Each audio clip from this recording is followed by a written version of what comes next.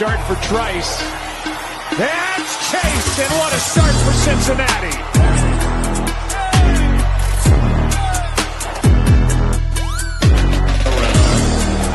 And he has the football. It's a move on. Bijan Robinson, he's got a hand. His first touchdown.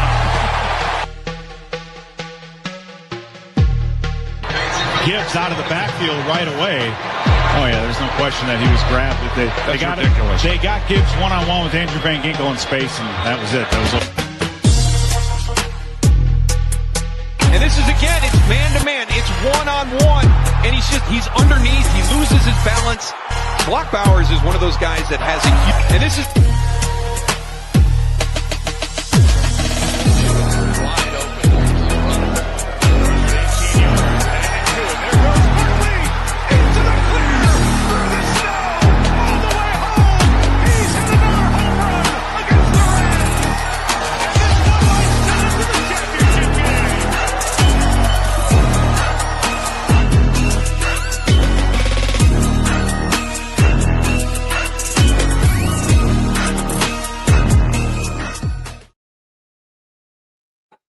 What's going on, everybody?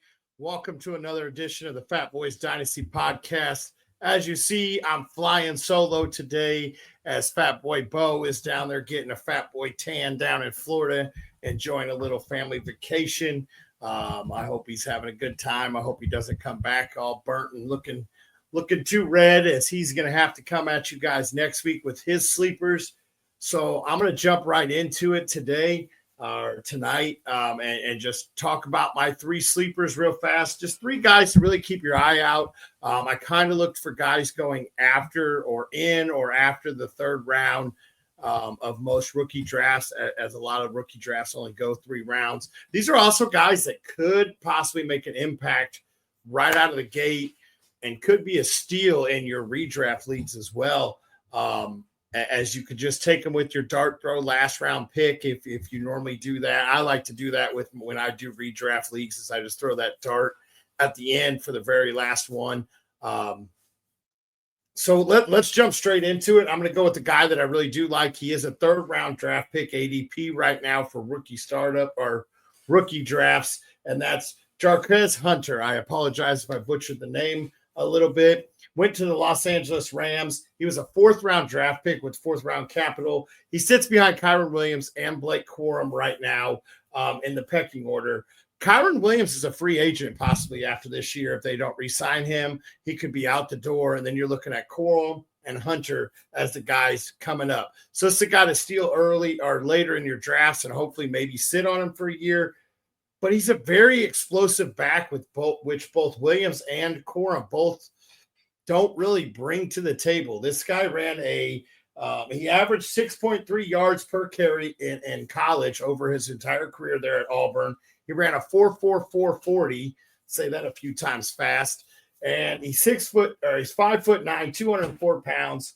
And he ranked 19th in missed tackles forced and 8th in rushes over 10 yards, top 5 in both missed tackled rate and yards after contact. So he's got good balance. He's explosive out of the backfield, could possibly really turn this offense upside down a little bit. And you go from having a guy like Kyren Williams that we talked about last week and Blake Corum handling so many carries, 350, I think is what we said was Williams' touches last week. Hunter could easily pass up Corum.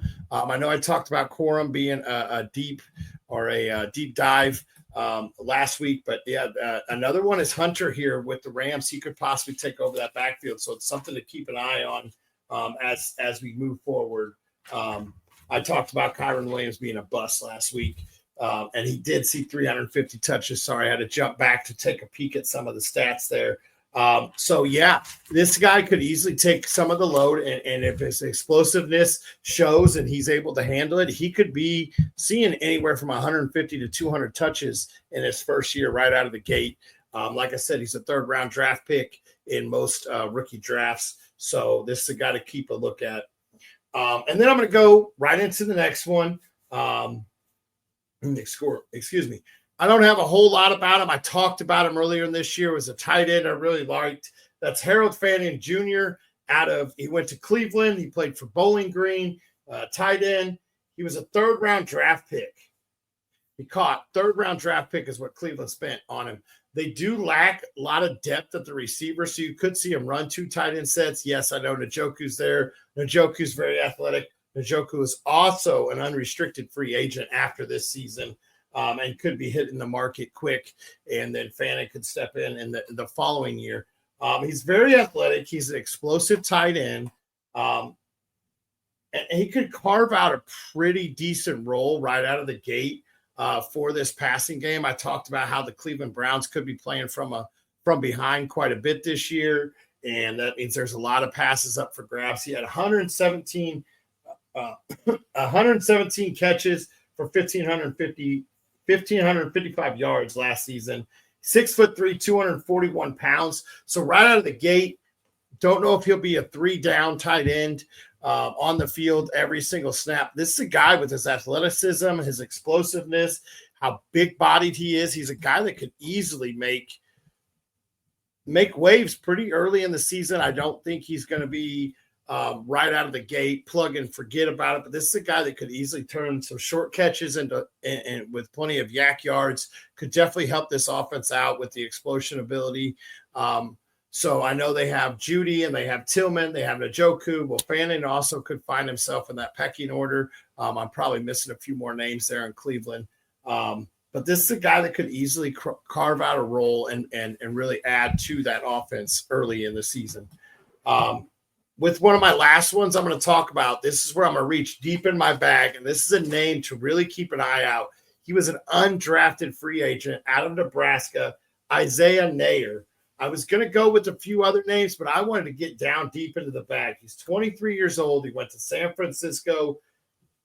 He exploded and became the talk of the San Francisco 49ers mini camp or rookie camp. He's 6'4", 218 pounds, ran a 4.40, 38-inch vert. He's a big-bodied guy. He has great release off the line. He's got really good hands, really soft, reliable hands. He's willing to make those tough catches in traffic, and he's willing to go out there and put his body on the line to make those catches. And really, if you think about it, he's decent route runner. He's not the greatest route runner that we've seen. He is very decent, and he is very physical and willing to get out there and make those tough catches. And really, let's look at the pecking order right here. You have Brandon Ayuk, you have Jawan Jennings and Ricky Parcell that are going to probably be the top 3 out of the gate. Then after that, you're really in a crapshoot there in the San Francisco. You got Demarcus Robinson, you got Jacob Crowley, you got Russell Gage who signed there, and then it's kind of a crapshoot for that 4th wide receiver. And you've seen Ayuk be banged up. We've seen Parcells miss some time. Jawan Jennings hasn't always been the most reliable guy. So Nayer could easily carve out a role into that 4th wide receiver spot and really carve out or really get some time on the field, especially if he continues to impress this coaching staff. He did miss some time in college. He went, I think he only played 1 game in Texas before transferring to Nebraska. So his stats aren't the greatest to look at, but this guy is very, like I said, he was very, very touted during the rookie mini camp there. He's really talked about his great release, his hands, and everything else that he has. And this is a guy that could easily crawl up this order as they look for a true number 2.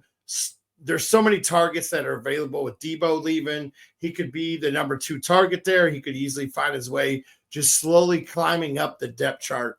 And this is a guy that if your rookie draft is already done, I would probably take a peek at your waivers and see if he possibly is out there. Bury him down on your taxi and just see what happens. I mean, you think about it. We've seen this happen before with undrafted rookies or undrafted free agents as they come out and make noise and are able to move up the pecking order and make some noise in their first year. One of the names that comes to mind for me is Jacoby Myers there with New England a few years ago, and he's made a name. He's never been the top guy, but he always seems to be very reliable for wherever he's been playing. And I think Nair could be very reliable for the San Francisco offense. I absolutely hate saying that as I am a Seahawks fan, but Nair could carve out a decent little role and go over the middle. He's going to be an outside wideout, which will allow Ayuk to move around a little bit more and keep this offense spread out. So, yeah, I got Hunter there with the Rams is a great guy to target in the third round. Fannin, if you're a tight end needy team, as a guy that could be. And then Nair is a guy that I'm looking at in most of my leagues right after the draft. If not, if I have a very late pick that I don't like anybody else, I'm probably going to go ahead and grab him and just see where it lands. This is a guy that I really think could make this roster and may start as a special teams guy. And then by midseason, we're going, wait, where'd this guy come from as he's averaging, 10 to 15 fantasy points per game because he's finding the end zone. So this is a guy that you could be talking about later in the year. Those are my 3 sleepers that I have right off the rip for your rookies. I know me and Bo are going to come at you after the next couple of weeks as family time comes down. And after these 2 weeks, we're going to get back together. We're going to get you a nice Fatboy sleeper episode. We're going to get you, ready with some more mock drafts. We're going to talk some redraft rankings. We're going to get into our rookie rankings. These Fat Boys are getting ready to roll. It is that time. It is time to get excited. Football is right around the corner. It's only a few months away, so all this buzz is coming out. That wraps it up for me. Short and sweet, talking about a few sleepers just to keep an eye on. But as always, stay hungry and stay fat, my friends.